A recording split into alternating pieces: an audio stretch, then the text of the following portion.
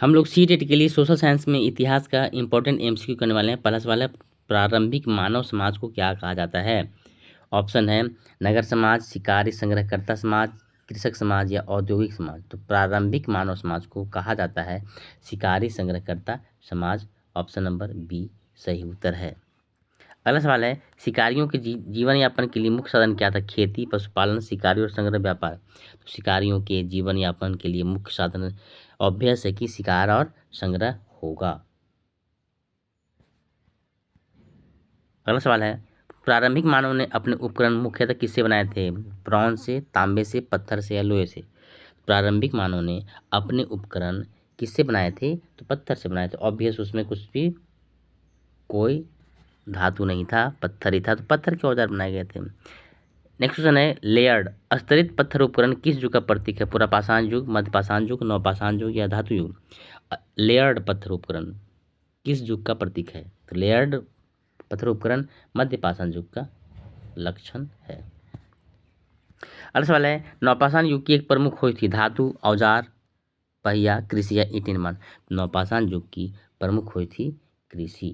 नवपाषाण युग में खेती शुरू हुआ था। अगला सवाल है, किस युग को पॉलिश्ड स्टोन एज कहा जाता है? पॉलिश्ड स्टोन एज भी कहा जाता है। पुरापाषाण युग, मध्यपाषाण युग, नवपाषाण युग या ताम्र युग। पॉलिश्ड स्टोन एज कहा जाता है नवपाषाण युग को। पॉलिश्ड स्टोन युग। क्वेश्चन है, प्रारंभिक मानव अपना आश्रय कहाँ बनाता था? मिट्टी के घर में, पर्वत की गुफाओं में, पत्थर की इमारतों में, लकड़ी के मकान में। प्रारंभिक मानव अपना आश्रय बनाता था गुफाओं में। गुफाओं में बनाता था अपना आश्रय, वहाँ पर रहता था। नेक्स्ट क्वेश्चन है, गुफा चित्रकला का प्रमुख उदाहरण कौन सी गुफाएं? एलोरा गुफाएं, अजंता गुफाएं, बूढ़का दादा, भीमबेटका गुफाएं। तो गुफा चित्रकला का प्रमुख उदाहरण है भीमबेटका की गुफाएं। अगला सवाल है, गुफा चित्रों में नजर आने वाली गतिविधियों में शामिल नहीं है? शिकार दृश्य, गीत व नृत्य, आधुनिक मशीनें, पशु चरना। तो गुफा चित्रों में नजर आने वाली गतिविधियों में आधुनिक मशीन क्यों होगा? ऑब्वियस नहीं होगा। अगला सवाल है, शिकारी संग्रहकर्ता मानव ने भोजन की सुरक्षा के लिए क्या शुरू किया? पैकिंग करना, आग का प्रयोग, कैद में रखना, जहर मिलाना।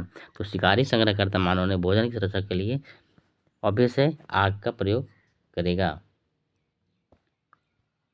अगला सवाल है, आग के प्रयोग से क्या लाभ मिला? शीतलन, भोजन पचाना आसान, बारिश रुकना या खेती में सहायता। तो आग के प्रयोग से हमें भोजन पचाना आसान हुआ, क्योंकि पका हुआ खाएंगे तो भोजन जल्दी आसानी से पचेगा। नेक्स्ट क्वेश्चन है, कृषि का आविष्कार सबसे पहले किस युग में हुआ? पुरापाषाण, मध्यपाषाण, नवपाषाण, लौह युग।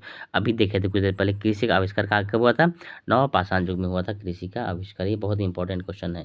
नवपाषाण युग में कृषि का आविष्कार हुआ था।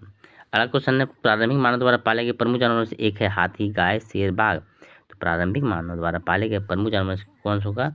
गाय ही थी। अगला सवाल है, नवपाषाण युग में अस्थायी बस्तियां बनने का मुख्य कारण क्या था? व्यापार, घमंड, कृषिजन स्थिरता या युद्ध। तो नवपाषाण युग में अस्थायी बस्तियां बनने का मुख्य कारण था कृषिजन स्थिरता। लोग खेती बाड़ी करने लगे थे तो एक जगह अस्थायी बस्ती बनाकर रहने लगे थे। नेक्स्ट क्वेश्चन, मेहरगढ़ की पुरातात्विक खुदाई किस राज्य में हुई? गुजरात, राजस्थान, पंजाब, कश्मीर। मेहरगढ़ कहाँ पर है? तो मेहरगढ़ पंजाब में है। Okay okay. अगला सवाल है, नवपाषाण युग में उपयोग होने वाले मिट्टी के बर्तन किसके प्रमाण है? पशुपालन, शिकार, खाद्यान्न, भंडार, युद्ध। तो नवपाषाण युग में जो उपयोग होने वाला मिट्टी का बर्तन है वो खाद्यान्न भंडारण, लोग स्टोर करने लगा था भोजन को। अगला सवाल है मेरे पास कि व्यक्तिगत आभूषण नवपाषाण युग में किससे बनाए जाते थे? सोने की, कांच की, नाचनी की, हड्डी व पत्थर और लोहे। तो व्यक्तिगत आभूषण नवपाषाण युग में नाचनी की हड्डी और पत्थर से बनाया जाता था। अगला सवाल है, नवपाषाण युग में लोग किस पर विश्वास रखते थे? प्रकृति आधारित पूजा, आधुनिक विज्ञान, कूटनीति या इंटरनेट। इंटरनेट।